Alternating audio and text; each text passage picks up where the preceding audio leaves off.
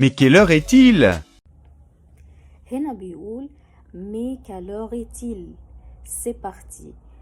mais يعني لكن أو بس. quelle heure est-il اللي هي الساعة كام. quelle heure est-il. heure يعني ساعة وكل يعني ما. quelle heure est ده اللي هو verb être. est-il il بقى اللي هو يبقى quelle heure est-il يعني الساعة كام. بعد كده بيقول c'est parti. c'est parti دي بيقولوها زي مثلا لما بيقولوا بالانجليزي let's go فبيقولوها بالفرنساوي C'est parti. Il est 9 heures. Il est 9h10. بعد كده بيقول الساعة 9 فبتتقال ازاي. il est 9 heures. il est 9 heures يبقى لما بنقول الساعة كام بنقول il est 9 heures. بعد كده بيقول الساعة 9:10 فبتتقال ازاي. بتتقال il est 9h10. il est 9h10. Il est 9h15. Il est 9h30. بعد كده بيعلمنا حاجتين مهمين جدا. ازاي اقول الساعة كذا وربع او ازاي اقول الساعة كذا ونص.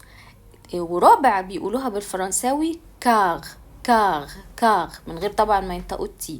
ونص بيقولوها دمي يعني مش دمي لا دمي.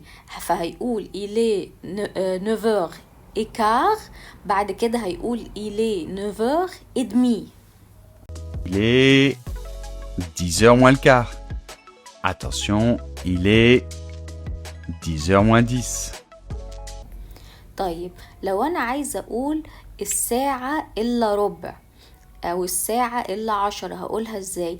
إلا دي بتتقال بالفرنساوي موا يبقى موا زي بالإنجليزي ماينس.